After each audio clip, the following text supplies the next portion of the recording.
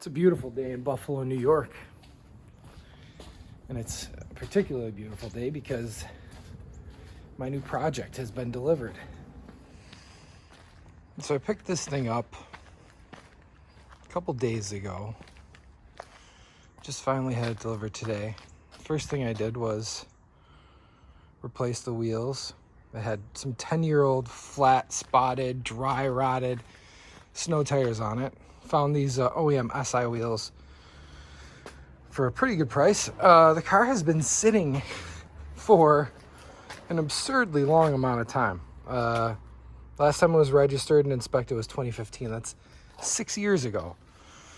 The interior, pretty darn clean. When I first got it, I thought that there was rust on the trunk lid, which wasn't that big of a deal, but under closer inspection, I realized it's actually moss. There is moss growing on this car. It's been sitting for so long. So when I first went and saw this car, it started right up with a jump, no problem, and it ran for a while. All four wheels were frozen stuck though. All tires were flat spotted. And so I filled the tires with air and went to try to move it and ended up stalling it and it wouldn't start back up. So I tested for spark and the spark was not there. So first thing I did, replaced the distributor, wires and plugs because that's cheap, safe insurance. And well, let's see. All right, moment of truth.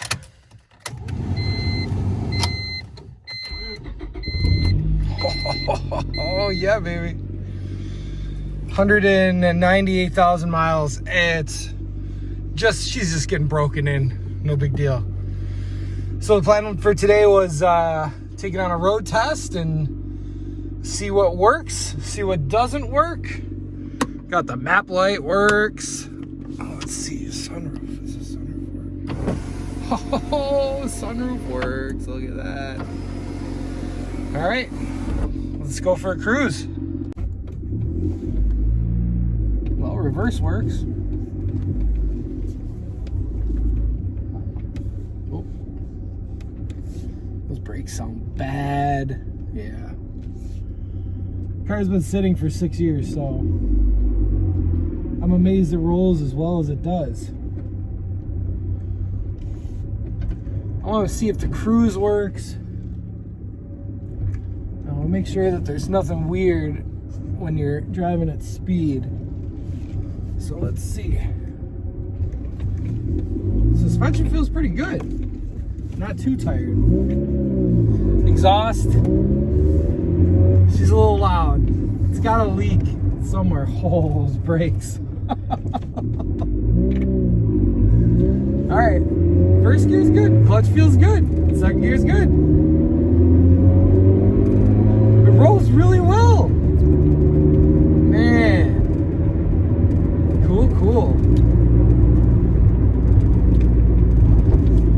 Fourth gear, fifth gear's there. Oh. Those brakes are bad. Maybe I'll do that today. They always have pads and rotors in stock in advance for these cars, so oh, yeah. Running on 6-year-old gas, too, which is kind of insane that this thing actually drives on 6-year-old gas. It stinks. You can smell it in the exhaust. It smells like varnish. It's awful. All right. Oh, those brakes are bad. Car's up to temp and it idles mint. Heat's pretty darn hot. Smells like a musty, like old retirement home though. Not ideal. Let's turn that down a little bit. Crack a window. Oh. So I think this car might have a stuck caliper in the front. It definitely doesn't feel right. The rotors are definitely warped. The pads are definitely tired, but all that stuff's cheap. pads and rotors for this car for 50, 60 bucks. Here's a hint. If you're gonna buy parts for a car, you're gonna spend a decent amount of money. Go to Advance the day before. Gonna break in real quick with a late edit. On my way to work, and listen, I just want to clarify something. Don't go to the Advance physical store and put a bunch of stuff in a shopping cart and wait there for a day. I meant the online store. Also, you need to have a profile linked to your email address in order to get this deal. And they'll email you deals all the time too. Plus, they got Speed Perks Rewards, which is cash back when you spend a certain amount of money. Literally free money for giving them your email address. And I know what some of you are going to say. Some of you are going to be like, but Joe, I saw brand Most Plus distributors on Amazon for $60. Well, you know what? When it comes to certain parts, I'd rather spend the extra money and know that I'm getting a good quality part. There's certain stuff that I will, buy cheap eBay stuff for, but a distributor is not one of them, all right? If your distributor goes, you're going to be stranded wherever the fuck it goes, okay? So, and for me, the $60 versus, I think I paid with the coupon like $210 for the Advanced one that has a lifetime warranty, where you just go back in the store and you give it to them and they give you a new one. That amount of money is worth it to me for the time that it would cost, with a higher chance of breaking. Not only that, how are you going to replace it? You're going to wait 2 days to get a new one? Your car's just going to sit somewhere for 2 days? Nah, man. That ain't worth it. Now, back to old me. Put all the stuff you want in your cart and wait. And pretty much usually the next morning, they'll email you a coupon for 20 to 25% off your total purchase, which is pretty good. Oh yeah, this is a great little car. This is the golden era of Hondas as far as I'm concerned. These 90s Civics, they built them so solidly. There's a reason that these cars are over 20 years old now and you still see them everywhere. It's because they last forever. They're unbelievably reliable.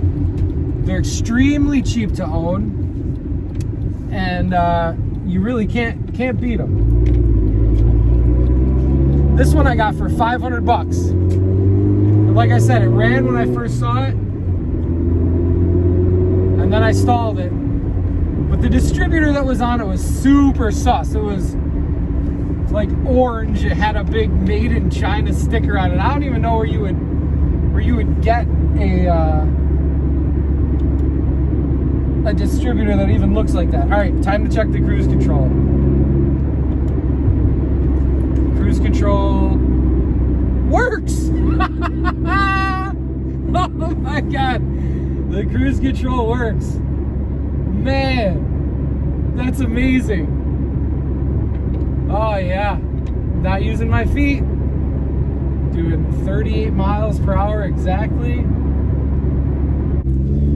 Another thing, and you guys can battle this out in the comments if you want, but Toyota did a study about 10 years ago, and they found that a car's entire carbon footprint, about 30% of it happens before a person even purchases the car. Sourcing the materials to build it, the manufacturer, the shipping, all that. It's almost a third of the entire carbon footprint of that car. It's made before somebody's even driving it, before it's even on the road. So I would argue to say that since this car is 22, 23 years old, it's extremely fuel efficient. These cars typically see 35 mpg mixed. It has a catalytic converter. It has a charcoal canister. It has all kinds of the modern emissions stuff that is good for the environment. I would wager to say that keeping a car like this on the road is more green than driving a new Prius or a new Tesla. Especially hybrids. Hybrids have two different motors that you have to manufacture and assemble and put in a car. An all-electric vehicle, I mean, until our nation changes its dependency on fossil fuels for electric power plants, this thing is more green than most of the green cars sold today, even with the exhaust leak. Typically, I would wash the car here, but it's January and the hose is tucked away in the basement, so I'm gonna go to the local pay and spray, but I'm gonna bring some Hot Wheels cleaner and I'm gonna bring my own personal scrubby. So I just got back from the car wash and she cleaned up pretty good with just a spray. It's got this, look at that, I don't even know what that would be, but I'm sure it'll clay bar off. I didn't hit it with any brush or anything. The moss